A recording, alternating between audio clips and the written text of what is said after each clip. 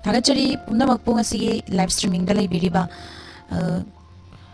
Duga Cheromidasanas Madam Susila Okram Taram Nokchari Toromasia Saruga Biropa Imabimala Konsam Madam Sundari Maibam Taram Nokchari Toromasia Saruga Biba Babu Jenda Kumar Thokchom Taram Nokchari Madam Sanai Biwaka Thagachari Punamakpa Duga Facebook page the Libiriba Singbasu Taram Nokchari Duga yung saksa si blood pressure hantan si duga chakhaw sa si diabetes fan si haiba topic asidani thamjari ba asigi topic ahanba topic kudol tamjagi kari kari kana ba pi haiba sisu khangmin asi Manipur da khundari ba yelhomi asi ayambana yongchak haiba chinjak asi yamna pamna chanai maroina missing yamba kanglup oiriba mitei singiti ahauba yensang ama khanbada yongchak iron bani haina soidana haina gani thongbada su hablabasu singju oina sarbasu aluga iron babu sarbasu natragana atay insang da mayan oina hablabasu yada yarba ihauda haurba insang makhal amani Aduga yung sak oidringay mapals oiringay dagi oirabasu adum chaba hauraglaba chinjak asi chai ama fauba liduna thamlaga chabada mahau mangdaba chinjak singi manungda amani yung sakta karamba masi oiba posak yaubagi haiba chap chana khangba ngamdrabasu laina tina laithung ko I haiduna hainarambalei aduga phawasi family gi manung chanba scientific oina mamingda parkya speciosa kauba yongjakpo Indonesia Malaysia Singapore Laos Southern Thailand amadi Burma dasu adumak pamna sanari yongsakta natural sugar makal ahum sucrose fructose amadi glucose yawi duga fiber sumarang kaina yawba maramna hek chabaga hakchang kankhali loinana laina kaya dagi ngak thoi duga potassium ki chang wangna yawba yongchakna blood pressure wangba natragana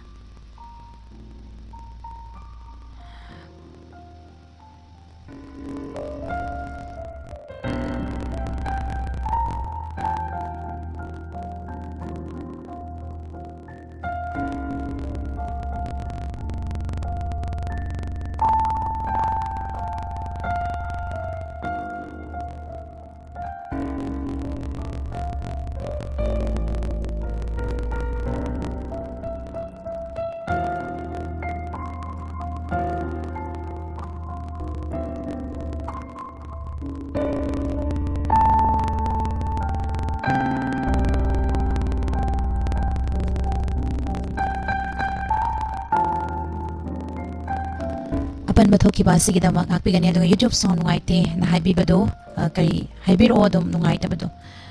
yeng jage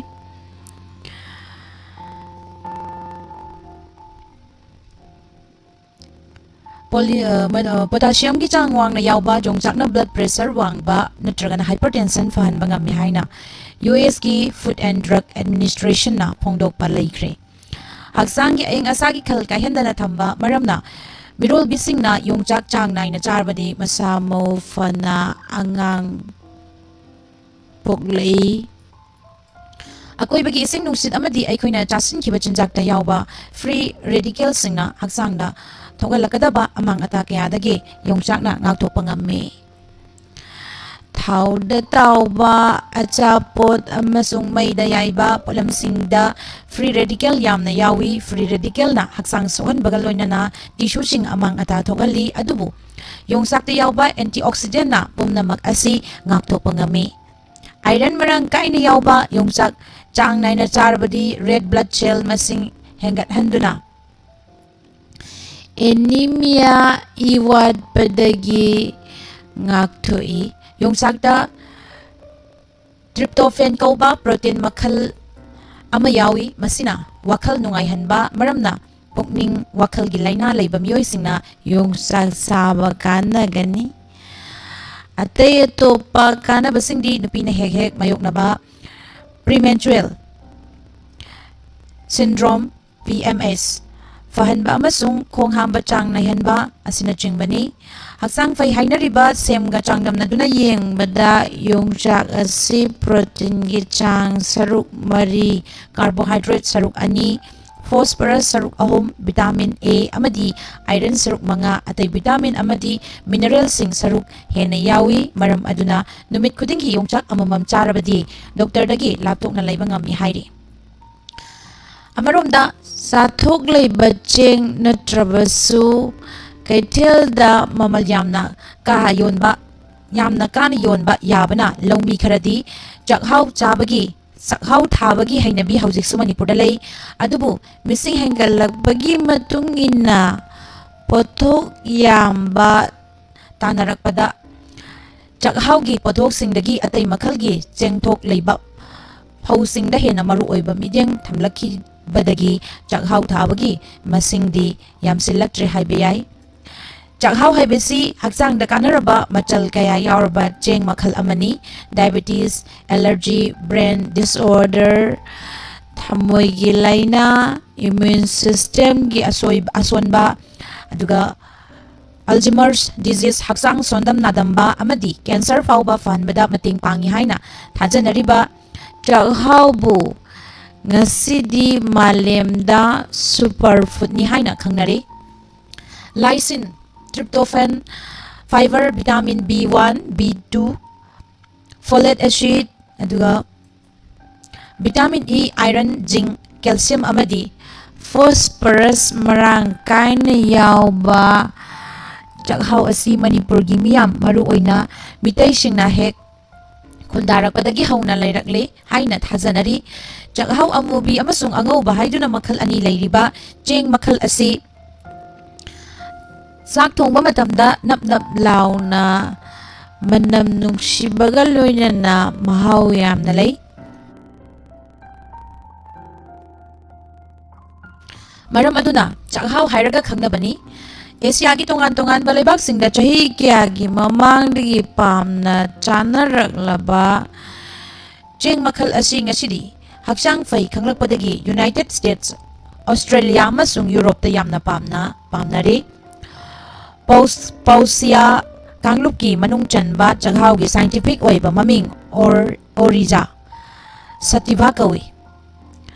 antioxidant ꯑꯃꯗꯤ dietary fibre ꯃꯔꯥꯡ ꯀꯥꯏꯅ ꯌꯥꯎꯕ ꯆꯥꯛꯍꯥꯎꯗ anti inflammatory ꯑꯣꯏꯕ ꯃꯒꯨꯟ ꯆꯦꯟꯕ ꯃꯔꯝꯅ diabetes, cancer ꯑꯃꯗꯤ ꯊꯃꯣꯏꯒꯤ ꯂꯥꯏꯅꯥꯁꯤꯡ ꯉꯥꯛꯊꯣꯛꯄ ꯉꯝꯃꯤ꯫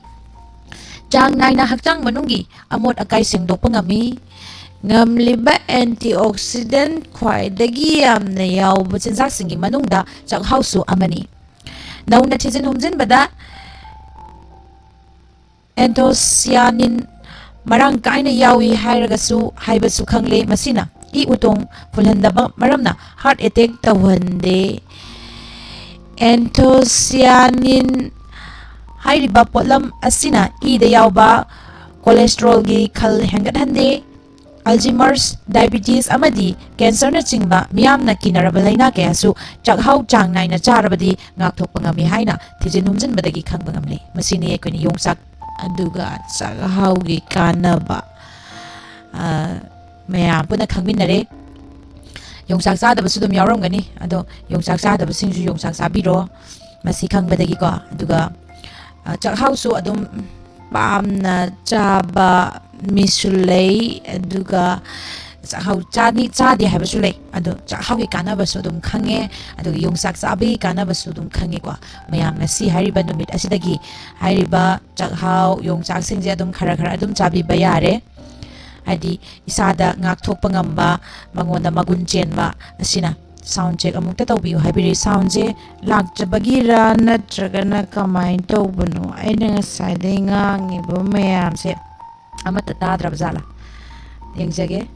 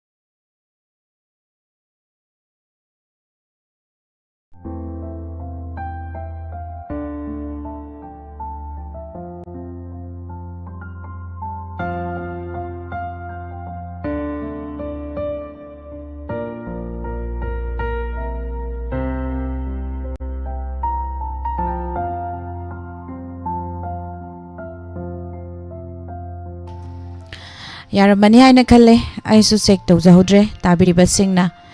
ngakpigani thagachari pumnamakpu ahan bagi topic sidi adum mathang amuk hanjanjarake ngasigidi dum matam se sulai selaktre aduga topa topic amasu kudol tamjage sound se barabara law lerame aisu marudi kya kaidaude chadi chai nene mem chana haibire Sebem chaning thaujam taram nokchari yongchaki kana base nungai na tahaudre adubo hanjin badi nungai te mathangi nongmai jingda ay amuk hanjin duna adu mayam da khanghanjarake sauna dum nungai re aduga nauna lengsin birakli ba indesor taram nokchari jalalita yengkhom taram nokchari thoromas saruk ya birak pa pabung sarat kumar sharma taram nokchari sar suranjoy konsam konjel taba nungai te radio da sengna tai hai radio da dam ta ni som youtube ta nungai ta bane do semjagare thagachari pumnamakpu ima budipati hidam taram nokchari makha tarak pasidi isai amamuk khudol tamjage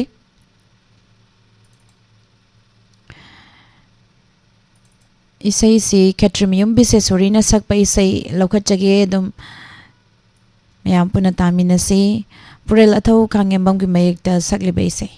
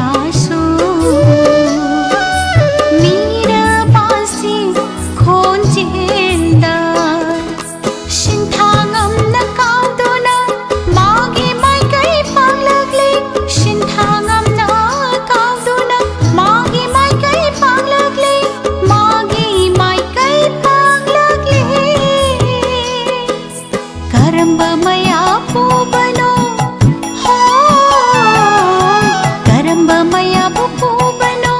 kan pada wajah gopi sing ngauri ngau na manungsi sanjina ha gopal si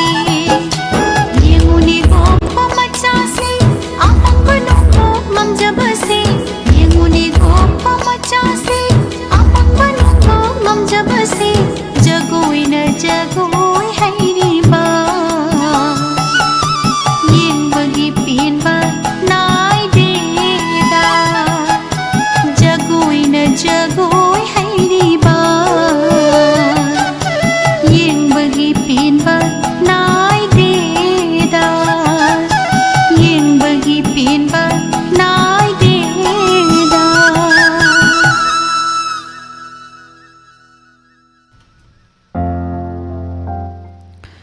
Thagajari pumnamakpu thoromasida saruk yabiba tongan tongan ba platform singda mideng tabiriba pumnamak thagajari mathang damu pudana lakjari ba si kayi lungs cancer narakpa amadi naba horakpada aikhoina thengnaba khudam sing khangminasi hai cancer hojikti namna maroina mayamda yam naganba laina ama oire hojikti ko kidney fail oiba lungs naba hojikti mayama ko aduna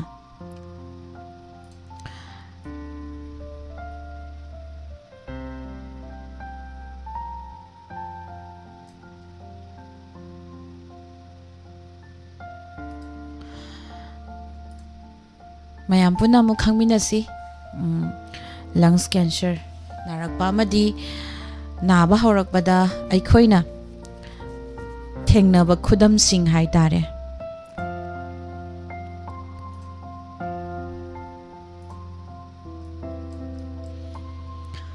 cancer haibasi nari ba haksangi kayat adugi makha pona khudong thiningai oiraba cancer cell sing macha pokpa amadi masing yangkholakpadagi matungina tongan ba makhal sing lei cancer makhal khudingmakki marakta lungs cancer haibasna khwaidagi henna khudong thiningai oibaga loinana malem pombada chahi khudingi cancer ga mari leinana siba masing chada tarama palomde lungs cancer na maram oi lungs da cancer cell sing macha poklakpa haibasi chang naina maiku sizinaba mioi singda natragana khudong thiningai oiba chemical singda expose tawba mafamda tabak tawba mioi singna toina thengnagali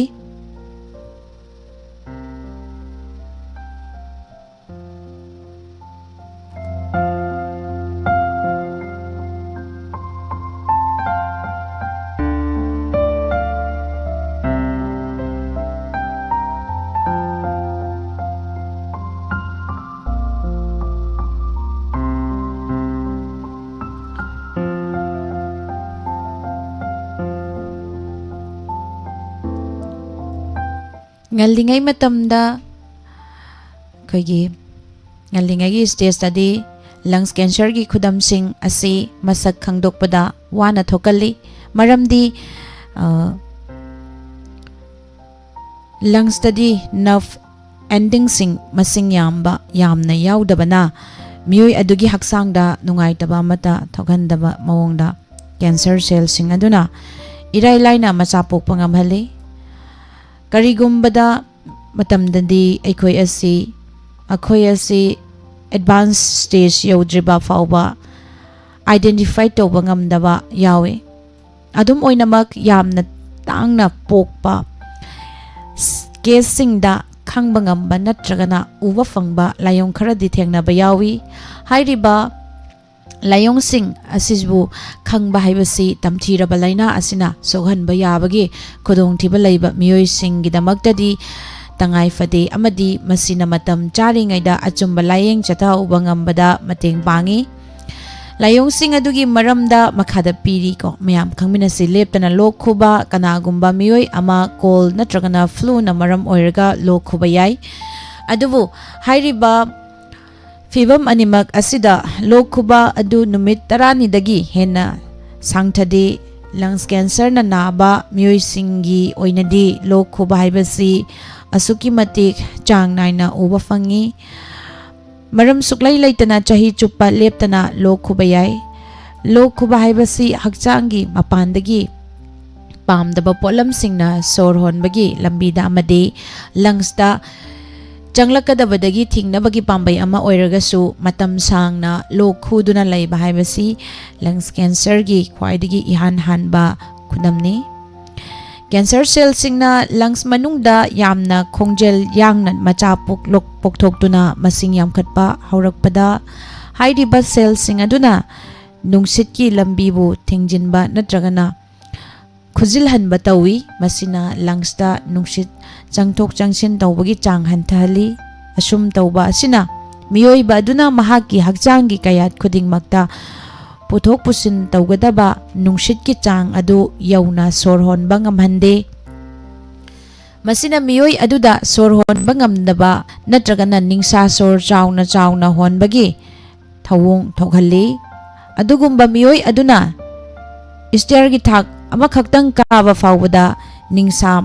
chaning chamang samnadana oihanba yawi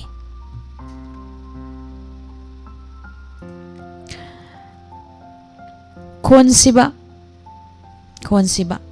lungs cancer na miyoi amagi khon olhanduna khon sihan bayai isagi khonjel da ahongba leiragadi hek yariba makai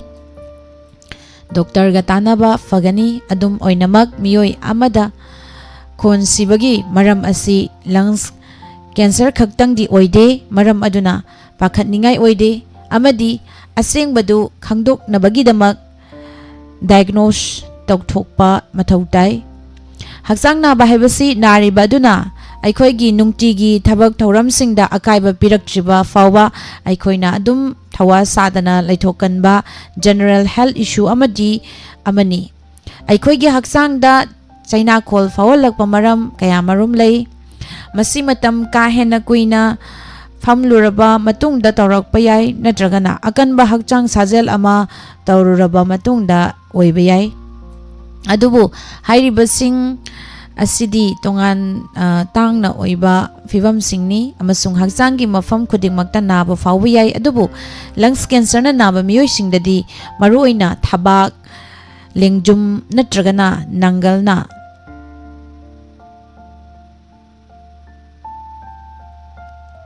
nangalda bayai hairiba fibam asi lungs cancer naba miyoi singi oinadi chang naina thengnaba health issue amani hakchanggi aromba hantarakpa amadi chokthaba atenba matam amagi manungda maram chadana hakchanggi aromba kilo 3 natragana masidagi hena hantarakpa haibasi hakchang manungda anaba ama leire haibagi khudam oiba yai hairiba anaba sing adugi manungda lungs cancer asisu ama oiba yai cell sing leirakpa amadi macha poklakpana maning chaning thakning ba fawalaktaba amadi hakchanggi arumbada ahongba lakhanba yai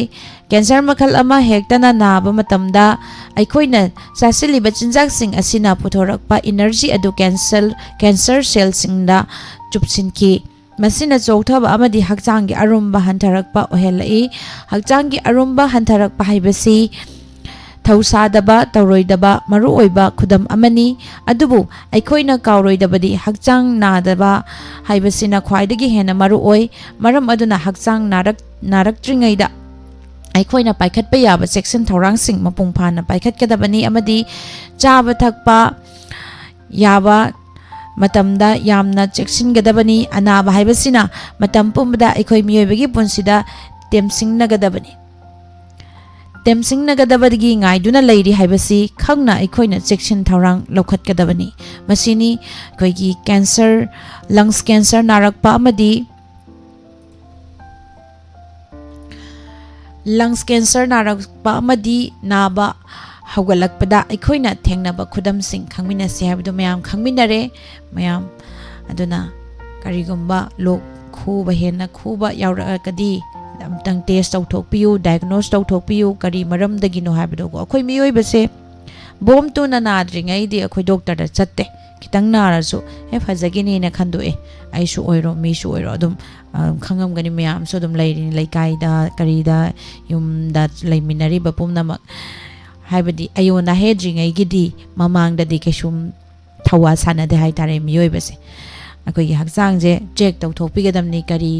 na narakadaba lei kari nari karamba phibam da lairi hai base hakjang je check tau gadabani check tau gadam ni hai je mayam je thabak na dum ngam da na kana su check tau na de sum isa je nungai raktra ganda mayam je dum doctor da chanai hai tare natra kana pharmacy da gi dum guli hidak loraga si nari si hairaga loraga chanai paraktra kanda hen henjela kanda ni chatnari se aduna mayam su kitang haidi nungai raktaba matam da check tau thok piu hakjang kari kari laina lei narak paya balei haiba singje mayam su check tau thok piu haujiti mayam meroina thainaga haujikadi khetnare maram di thaina di thabai inga ma hingol ma suraga yopak tawraga leirami haujikti miyoi wese thabak sudre habana te ko lengbagi chang si am na wa le hai tare aduina lengbagi chang leng ot bagi chang yam na wa labani na phamjal laga leirabani na isa se chasan bakhatani humang de lauthok te aduina fatta ba laina makhal makha kaya gi loina form tawtana hauji manaraktri se laina makhal kya mayam da nar ise na be hen kala ise aduna ni mayam su wakhal khandaraga isagi check chang naina tawthok piu hakjang favana thoibalanni hakjang fatragadi phana paisa paisanu phana ina kara khunsanu paisa pairasu naradi karimta kai haini artha thokte hai tare hakjang fana leibasina khwaidagi athoibalanni haiduna mayamna su hainai adum thainagi ahal laman singna su hainai hakjang faradi suba nomba paisa tan masidi kaisu nate hakjang nabu fatrabadi karimata tawbangam de haibdun phamung dum ta leiduni hakjang nungai trade aduna fana ina kara khunsanu naraga leiradi ina kara khunbado adum chapmanai lairaba maga chapmanai paisa paijai haibwani nungai bam khangdaba duna laira jarasu hakjang fana lei taragadi paisa tan ba chatpa ngami nungai na hingba ngami punsi mahing nungai ba bedo aduni haiduna hainai mayam na su thagachari pumna makpu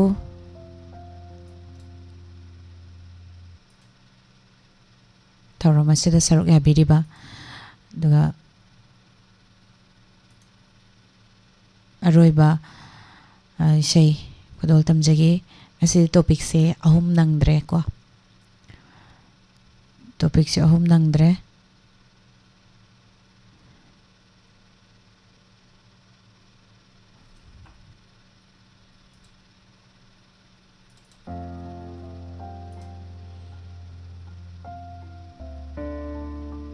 Jerosopati Debi Adhikari Mayum Taram Nokchari Thoromasa Saruk Yabirakpa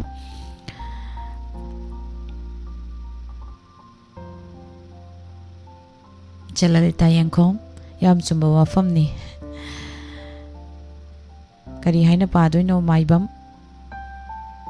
Sampa Maibam Haidoribra Kari Haiduino Mingzi Amutang Semdok Piyo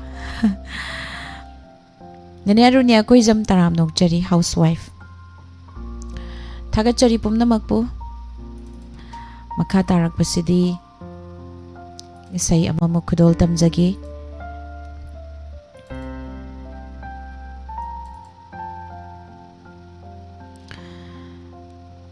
Maibam Rosibina na sagli baisai reporter film dagi khudol tamjagi kemogi mayek ta tomba thangjam na sarang baisai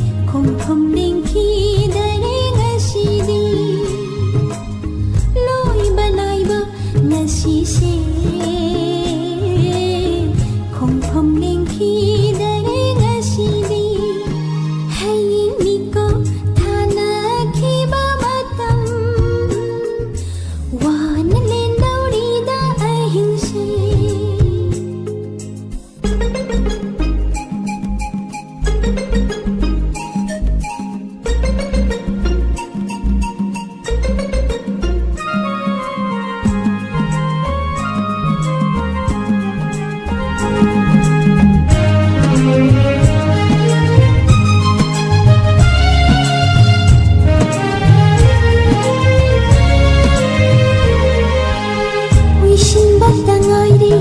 imitse maning tamkhare wa khale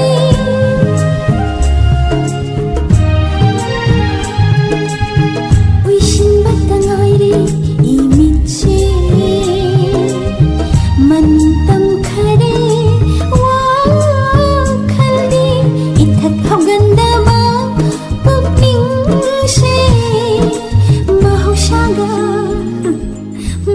Kidare ngasidi Hey niko thana khiba matam Wana len dauri da ahing se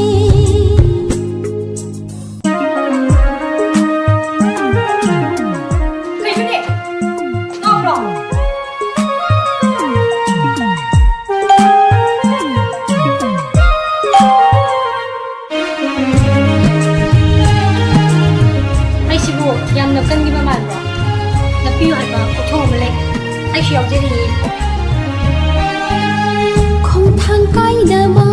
mà tâm se Chinh nơ ba phao đi ngã si đi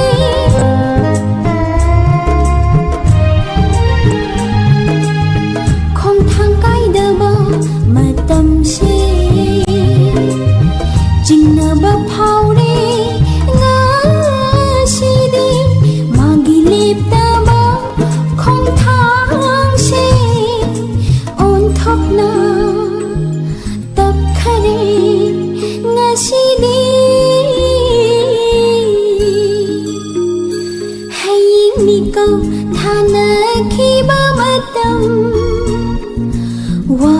lên đâu đi đã hình se hay ni ko thana khi ba matam wa na lên đâu đi đã hình se lối banai ba ngasi se không không ninh khi dare ngasi đi lối banai ba ngasi se Không nên khi đời đến ngasi đi hay những mi cô thana khi ba matam wa na lên đâu đi đã hình se wa na lên đâu đi đã hình se wa na lên đâu đi đã hình se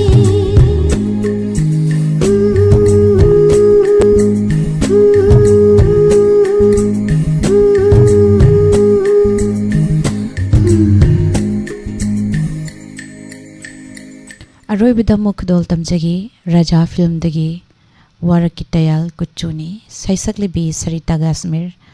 Suras Goswami amadi Surchandrana Sairangba isai sige Sairengba Homen Diwai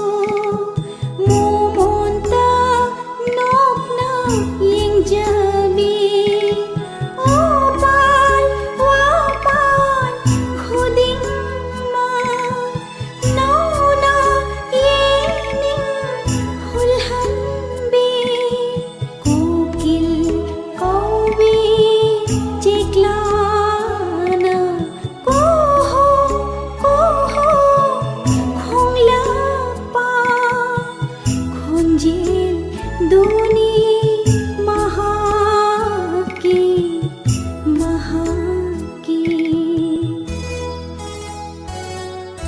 वारकी तयार कुचूनी थाजनै काइबी माइथोंनी उफित काफित मितेंगना थामबा Hinge तंदनी Say Sigaloina Namatanga Shida Kangjinminasi Hariba Thorum Lushinjari Makata Rakpada Nungti Fong Liba Pausi Sing the Giloto Java Maroiba Pau Mayam Punataminasi Tabiriba Madi Midyang Tabiriba Singbo Nermla Tangjam Namukahana Kurumjari Nungairaba Paujil Assam Downtown University Guwahati Panjariba Assam Downtown University Guwahati da Tonga course singa tambining labadi ngasi makhudong chaba silobi Course adudi Agricultural Science and Technology Physiotherapy and Rehabilitation Engineering Science